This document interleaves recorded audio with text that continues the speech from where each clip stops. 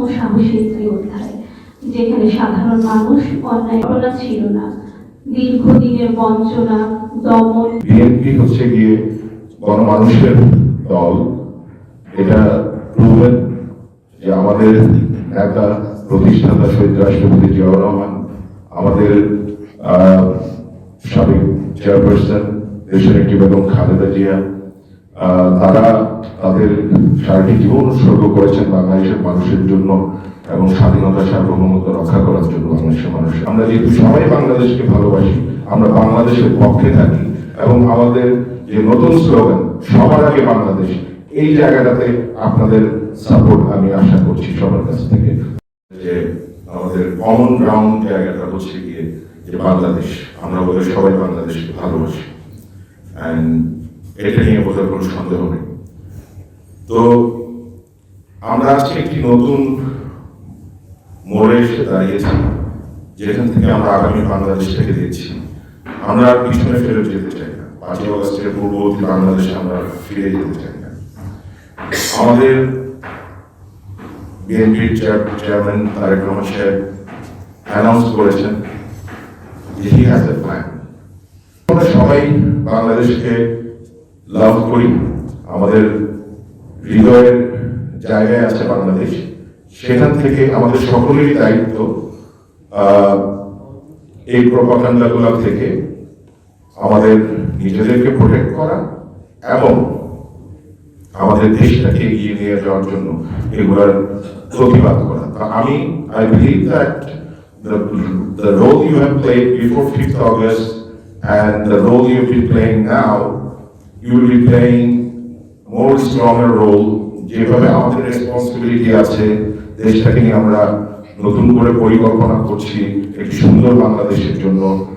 সব জায়গায় ছড়িয়ে আছে সাইবার বুলিং। আমরা সবাই জানি যে একটা নির্দিষ্ট গ্রুপ আছে যারা মেয়েরা রাজনীতিতে এলেই মানুষ সবাই এক কণ্ঠে বলেছিল পরিবর্তন, কখনো পোশাক নিয়ে আবার কখনো পরিবার নিয়ে গুরুত্ব দিয়েছিলেন নীতি নৈতিকতা।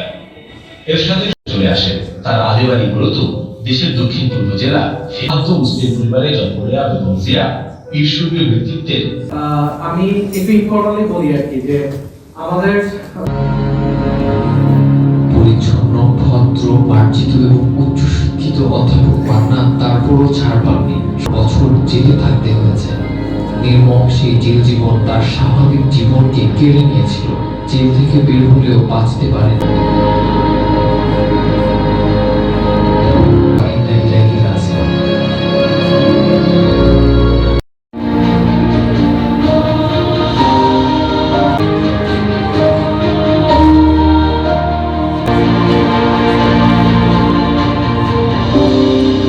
পরিবর্তন মানে সবার আগে বাংলাদেশকে দেখা।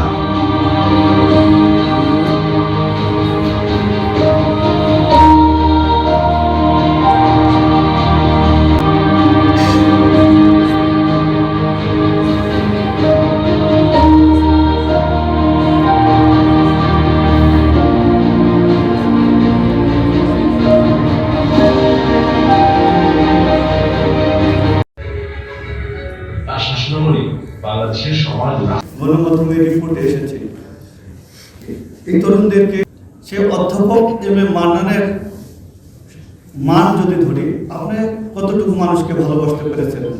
তিনি যদি 100-তে 80 পেয়ে থাকেন নাম্বার, তাহলে আপনি কত নাম্বার নিজেকে দিবেন, কতটা মানুষের কাছে যেতে পেরেছেন। আমার সমালোচনা এবং আমার দলের সমালোচনা যদি আপনি করেন, গঠনমূলক সমালোচনা, I will come there, I appreciate that.